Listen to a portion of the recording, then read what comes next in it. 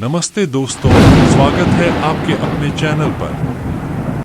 आज हम एक ऐसी यात्रा पर निकलने जा रहे हैं जो हमें समय और अंतरिक्ष से परे ले जाएगी। एक ऐसी कहानी जो ब्रह्मांड की उत्पत्ति का रहस्य खोलती है और हमें प्राचीन ज्ञान की उस गहराई में ले जाती है जो हजारों साल बाद भी प्रासंगिक है। तो चलिए इस आध्यात्मिक, वैज्ञानिक और दार्शनिक यात्रा में डुबकी लगाते हैं। वीडियो को लाइक करें, चैनल को सब्सक्राइब करें और बेल आइकन दबाना न भूलें ताकि आपको हर नई वीडियो की सूचना मिले और आप इस ज्ञान के सफर का हिस्सा बने रहें। क्या आपने कभी सोचा कि ये अनंत ब्रह्मांड, जिसमें अनगिनत तारे, ग्रह और हमारी पृथ्वी मौजूद हैं, कैसे अस्तित्व में आया? सूरज की रोशनी जो हमें जीवन देती है, चांद की चांदनी जो रातों को रोशन करती है और तारों की चमक जो हमें सपने दिखाती है, ये सब कैसे शुरू हुआ? आज की साइंस बिग बैंग की बात करती है, एक ऐसी घटना जिसने ब्रह्मांड को जन्म दिया। लेकिन हजारों साल पहले हमारे प्राचीन ऋषियों ने ब्रह्मांड पुराण में सृष्टि की उत्पत्ति का एक ऐसा रहस्यमय और आध्यात्मिक वर्णन किया जो आज भी हमें हैरान कर देता है। एक अनंत अंधकार, एक स्वर्णिम अंडा और ब्रह्मा की इच्छा, क्या ये सारी बातें महज कहानियां हैं या इनमें छिपा है ब्रह्मांड का असली सच? क्या प्राचीन ग्रंथों में वो ज्ञान छिपा है जो आज साइंस खोज रही है? और सबसे बड़ा सवाल, हमारा इस ब्रह्मांड में क्या स्थान है? ब्रह्मांड पुराण के पन्नों को पलटेंगे, सृष्टि की उत्पत्ति की हर परत को खोलेंगे, इसकी तुलना आधुनिक साइंस से करेंगे और जानेंगे कि ये कहानी हमारे जीवन को कैसे प्रभावित करती है। तो अगर आप तैयार हैं इस अद्भुत और रहस्यमय यात्रा के लिए जो आपको समय, अंतरिक्ष और चेतना से परे ले जाएगी, तो बने रहिए, क्योंकि ये कहानी न सिर्फ आपके सवालों के जवाब देगी बल्कि आपके सोचने का तरीका भी बदल सकती है। सबसे पहले आइए समझते हैं कि ब्रह्मांड पुराण क्या है और ये इतना खास क्यों है। ब्रह्मांड पुराण हिंदू धर्म के 18 प्रमुख पुराणों में से एक है और इसका नाम ही इसकी खासियत बता देता है। ब्रह्मांड यानी विश्व की उत्पत्ति और उसकी संरचना। इस पुराण में सृष्टि की शुरुआत से लेकर ग्रहों, नक्षत्रों, प्राणियों, 4 युगों और यहाँ तक कि भविष्य की भविष्यवाणियों तक का विस्तृत वर्णन है। ये ग्रंथ न सिर्फ पौराणिक कथाओं का संग्रह है बल्कि एक आध्यात्मिक और दार्शनिक मार्गदर्शन भी है जो हमें ब्रह्मांड के रहस्यों को समझने, प्रकृति के साथ सामंजस्य बनाने और अपने जीवन को सार्थक करने की प्रेरणा देता है। ब्रह्मांड पुराण हमें बताता है कि सृष्टि एक संतुलित व्यवस्था है और हर प्राणी की इसमें अपनी भूमिका है। तो चलिए इस कहानी की शुरुआत करते हैं, उस समय से जब कुछ भी नहीं था और सब कुछ अनंत में समाया हुआ था। ब्रह्मांड पुराण के अनुसार सृष्टि की शुरुआत से पहले एक महाप्रलय की स्थिति थी। ये वो समय था जब सारा ब्रह्मांड जलमग्न था, कोई सूर्य नहीं, कोई चंद्रमा नहीं, कोई तारे नहीं और न ही कोई धरती। सिर्फ एक अनंत अंधकार था और उस अंधकार में परमात्मा एक सूक्ष्म, निर्गुण रूप में मौजूद थे। निर्गुण यानी बिना गुणों के, न कोई आकार, न कोई रंग, न कोई रूप। कल्पना करें एक ऐसी शून्यता जहां समय भी मौजूद नहीं था और सारी सृष्टि एक अनंत जल में समा गई थी। ये वो समय था जब सृष्टि का चक्र पूरी तरह रुका हुआ था। लेकिन फिर एक क्षण ऐसा आया जब परमात्मा ने सृष्टि करने की इच्छा की और यही इच्छा सृष्टि का मूल आधार बनी। ये इच्छा इतनी शक्तिशाली थी कि इसने अनंत को गति दी और सृष्टि की प्रक्रिया शुरू हो गई। ये विचार अपने आप में कितना गहरा है कि एक इच्छा से सारा ब्रह्मांड जन्म ले सकता है। इस इच्छा के साथ परमात्मा ने स्वयं को सगुण रूप में प्रकट किया, यानी ब्रह्मा के रूप में। ब्रह्मांड पुराण में ब्रह्मा को 4 मुखों वाला बताया गया है, जो चारों वेदों, ऋग्वेद, यजुर्वेद, सामवेद और अथर्ववेद का प्रतीक है। चारों दिशाओं में उनके मुख होने का मतलब है कि सृष्टि का ज्ञान और उसकी रचना हर दिशा में फैलेगी। ब्रह्मा ने सृष्टि की रचना शुरू करने का संकल्प लिया, लेकिन सृष्टि की रचना इतनी आसान नहीं थी। इसके लिए प्रकृति और चेतना का संयोग जरूरी था। सृष्टि एक विचार से शुरू हो सकती थी, लेकिन उसे मूर्त रूप देने के लिए एक व्यवस्थित प्रक्रिया चाहिए थी। और ब्रह्मा ने इस प्रक्रिया को बहुत ही सूक्ष्म और क्रमबद्ध तरीके से शुरू किया। ब्रह्मा ने सबसे पहले प्रकृति और पुरुष को उत्पन्न किया। प्रकृति सृष्टि का भौतिक आधार है, यानी वो शक्ति जिसमें सत्व, रजस और तमस के 3 गुण मौजूद हैं। सत्व शुद्धता, शांति और ज्ञान का प्रतीक है, रजस क्रियाशीलता, ऊर्जा और गति का, और तमस जड़ता, अंधकार और आलस्य का। दूसरी ओर पुरुष चेतना का तत्व है, वो शक्ति जो जीवन, जागरूकता और आत्मा देती है। इन दोनों के संयोग से सृष्टि की प्रक्रिया शुरू हुई। ब्रह्मांड पुराण में इसे सांख्य दर्शन से जोड़ा गया है, जो कहता है कि प्रकृति और पुरुष का संतुलन ही सृष्टि का आधार है। इस संयोग से सबसे पहले महत्त्व उत्पन्न हुआ, यानी बुद्धि या चेतना का मूल रूप। ये वो पहला कदम था जिसने सृष्टि को विचार से वास्तविकता की ओर ले जाना शुरू किया। महत्त्व से अहंकार उत्पन्न हुआ, यानी स्व की भावना। ये अहंकार 3 प्रकार का था: सात्विक, राजसिक और तामसिक। सात्विक अहंकार से मन और इंद्रियां बनी, जो हमें अनुभव करने और समझने की शक्ति देती हैं। राजसिक अहंकार से क्रियाशीलता और ऊर्जा आई, जो सृष्टि में गति और परिवर्तन का कारण बनी। और तामसिक अहंकार से भौतिक तत्वों का आधार तैयार हुआ, जो सृष्टि को ठोस रूप देता है। इस अहंकार से पंचतन मात्राएं बनी: शब्द, स्पर्श, रूप, रस और गंध। ये पंचतन मात्राएं वो सूक्ष्म तत्व हैं जो हमारी इंद्रियों से अनुभव किए जा सकते हैं, जैसे ध्वनि सुनना, स्पर्श महसूस करना, रंग देखना, स्वाद लेना और सुगंध अनुभव करना। और फिर इन पंचतन मात्राओं से 5 महाभूत उत्पन्न हुए: आकाश, वायु, अग्नि, जल और पृथ्वी। ये 5 तत्व सृष्टि के मूल भौतिक आधार बने। आकाश ने अंतरिक्ष बनाया, वायु ने हवा और गति दी, अग्नि ने ऊर्जा, प्रकाश और गर्मी का निर्माण किया, जल ने नदियां, समुद्र और जीवन का आधार दिया, और पृथ्वी ने ठोस धरती का निर्माण किया। इन तत्वों ने मिलकर सृष्टि को एक भौतिक रूप देना शुरू किया।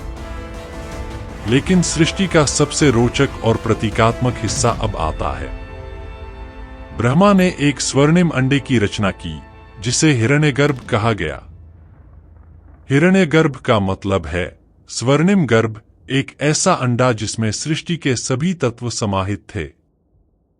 ये अंडा ब्रह्मांड का प्रतीक था, और इसमें वो सारी शक्ति थी जो सृष्टि को जन्म दे सकती थी। समय के साथ यह अंडा फूटा और उससे सूर्य, चंद्र, नक्षत्र, ग्रह और अन्य खगोलीय पिंडों का जन्म हुआ। हिरण्यगर्भ से ही ब्रह्मा स्वयं प्रकट हुए और सृष्टि की प्रक्रिया को आगे बढ़ाया। कल्पना करें, एक स्वर्णिम चमक जो अनंत अंधकार में फैलती है, और उससे अनगिनत तारे और ग्रह जन्म लेते हैं। ये दृश्य कितना अद्भुत और रहस्यमयी है। हिरण्यगर्भ की ये अवधारणा हमें बताती है कि सृष्टि एक एकल बिंदु से शुरू हुई, जिसमें सारी ऊर्जा और संभावनाएं समाहित थीं। ब्रह्मांड पुराण में 7 ऊपरी लोक और 7 निचले लोकों का वर्णन है। ऊपरी लोक हैं भूलोक, जो हमारी पृथ्वी है, भूवरलोक, स्वरलोक, महरलोक, जनलोक, तपोलोक और सबसे ऊंचा सत्यलोक, जहां ब्रह्मा निवास करते हैं। और निचले लोक हैं अतल, वितल, सुतल, रसातल, तलातल, महातल और पाताल। इन लोकों ने ब्रह्मांड की संरचना को पूरा किया। हर लोक का अपना महत्व है। सत्यलोक आध्यात्मिक चेतना और शुद्धता का प्रतीक है, जहां तपस्वी और ऋषि ध्यान करते हैं। वहीं पाताल भौतिक और सूक्ष्म शक्तियों का आधार है, जहां असुर और अन्य प्राणी निवास करते हैं।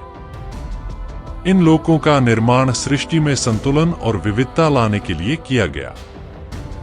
लेकिन सृष्टि अभी पूरी नहीं हुई थी, अब प्राणियों और जीवन की बारी थी। ब्रह्मा ने अपने मानस पुत्रों की रचना की, यानी वो संतान जो उनके मन से उत्पन्न हुई। इनमें मरीचि, अत्रि, अंगिरस, पुलस्त्य, पुलह, क्रतु और दक्ष जैसे सप्तऋषि शामिल थे। ये सप्तऋषि ब्रह्मांड में ज्ञान, धर्म और तप के प्रचारक बने। इसके बाद ब्रह्मा ने देवता, असुर, गंधर्व, यक्ष और अन्य प्राणी उत्पन्न किए। फिर मानव, पशु, पक्षी और पौधों की रचना हुई, ताकि सृष्टि में संतुलन बना रहे।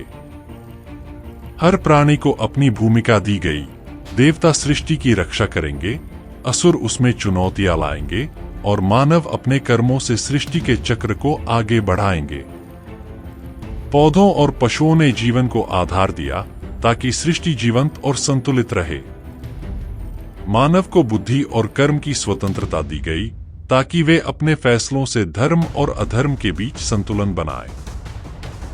सृष्टि के बाद ब्रह्मांड पुराण 4 युगों का वर्णन करता है: सतयुग, त्रेता युग, द्वापर युग और कलयुग। सतयुग में धर्म 4 पैरों सत्य, दया, तप और दान पर चलता था। इस युग में सत्य और धर्म सर्वोपरि थे और लोग आध्यात्मिकता और तप में लीन रहते थे। त्रेता युग में धर्म के 3 पैर बचे और अधर्म ने धीरे धीरे पैर पसारना शुरू किया। द्वापर युग में धर्म 2 पैरों पर टिका था और अधर्म ने मानव जीवन को प्रभावित करना शुरू कर दिया। और अब हम कलयुग में हैं, जहां धर्म केवल 1 पैर सत्य पर टिका है। ब्रह्मांड पुराण कहता है कि कलयुग में अधर्म, भ्रष्टाचार और नैतिक पतन बढ़ेगा, लेकिन इसके अंत में भगवान विष्णु का कल्कि अवतार होगा, जो अधर्म का नाश कर सृष्टि को फिर से शुद्ध करेगा और सतयुग की शुरुआत होगी। ये चक्र अनंत काल तक चलता रहेगा, सृष्टि, पालन और संहार का चक्र। अब सवाल ये है, क्या ब्रह्मांड पुराण की ये कहानी आज की साइंस से मेल खाती है? साइंस बिग बैंग की बात करती है, जो एक विस्फोट से ब्रह्मांड की शुरुआत बताता है। और ब्रह्मांड पुराण हिरण्यगर्भ की बात करता है, एक स्वर्णिम अंडा जो फूटने पर सृष्टि को जन्म देता है।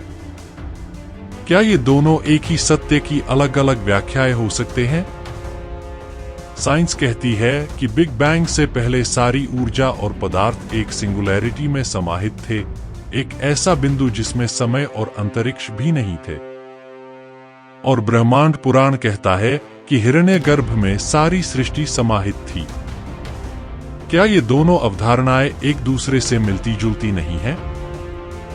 साइंस कहती है कि ब्रह्मांड में 5 मूल तत्व हैं: ऊर्जा, पदार्थ, अंतरिक्ष, समय और गुरुत्वाकर्षण। और पुराण 5 महाभूतों की बात करते हैं: आकाश, वायु, अग्नि, जल और पृथ्वी। क्या ये संयोग है या प्राचीन ऋषियों को ब्रह्मांड का गहरा ज्ञान था? कुछ वैज्ञानिक मानते हैं कि हिरण्यगर्भ की अवधारणा बिग बैंग से पहले की सिंगुलैरिटी से मिलती जुलती है। और 5 महाभूतों को आधुनिक भौतिकी के तत्वों से जोड़ा जा सकता है: आकाश को अंतरिक्ष, वायु को ऊर्जा, अग्नि को प्रकाश, जल को तरल पदार्थ और पृथ्वी को ठोस पदार्थ से। तो क्या हमारे ऋषि हजारों साल पहले वो जान गए थे जो साइंस आज खोज रही है? आप क्या सोचते हैं? हमें कमेंट में जरूर बताएं। ब्रह्मांड पुराण हमें सिखाता है कि सृष्टि एक संतुलित व्यवस्था है। ब्रह्मा ने सृष्टि की, विष्णु उसका पालन करते हैं और शिव समय आने पर संहार करते हैं, ताकि सृष्टि का चक्र फिर से शुरू हो। ये कहानी हमें प्रकृति, कर्म और धर्म के महत्व को समझाती है। सृष्टि का हर तत्व, चाहे वो 5 महाभूत हों, 7 लोक हों या प्राणी, सब एक दूसरे से जुड़े हैं। ये हमें सिखाता है कि हमें भी प्रकृति के साथ सामंजस्य बनाकर चलना चाहिए, अपने कर्मों को शुद्ध करना चाहिए और सृष्टि के इस चक्र में अपनी भूमिका को समझना चाहिए। ब्रह्मांड पुराण हमें ये भी बताता है कि हमारा जीवन इस विशाल सृष्टि का एक छोटा सा हिस्सा है, लेकिन हमारे कर्म इस चक्र को प्रभावित कर सकते हैं। सृष्टि की उत्पत्ति की ये कहानी हमें प्रेरणा देती है कि हम अपने जीवन को सार्थक बनाएं, धर्म का पालन करें और ब्रह्मांड के साथ एकता का अनुभव करें। तो दोस्तों, ब्रह्मांड पुराण के अनुसार सृष्टि की उत्पत्ति की ये कहानी कैसी लगी?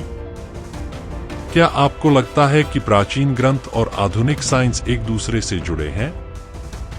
क्या हिरण्यगर्भ और बिग बैंग एक ही सत्य की दो व्याख्याएं हो सकते हैं?